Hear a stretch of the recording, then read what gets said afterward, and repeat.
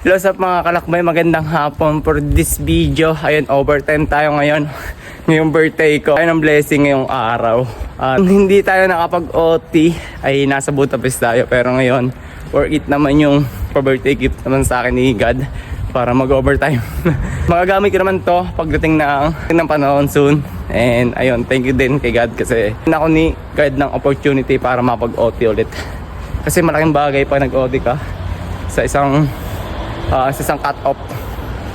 Ikaw patuloy lang patungong tagumpay. Sa mga nagtatanong about dun sa agency ko at sa mga nagtatanong kung paano ba mag-apply dito sa bansang Hungary, ang mapapayo ko lang po ay yung complete requirements po muna ang una nyong gawin para ma-process. Kasi kung magtatanong kayo tapos kulang yung requirements ninyo, hindi rin matutupad yung gusto ninyo mga kalakbay. Kaya ayun, tip ko lang kung paano mag-apply. Una, dapat alamin nyo muna yung mga basic na requirements para yung requirements ninyo.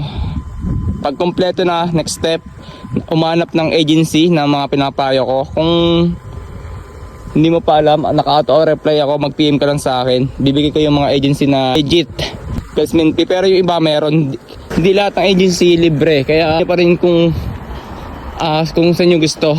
And kung may involved na pera, paki-double check sa DMW Recruiter para safe yung inyong placement fee. Ayan, ingat. Tara, pas tayo.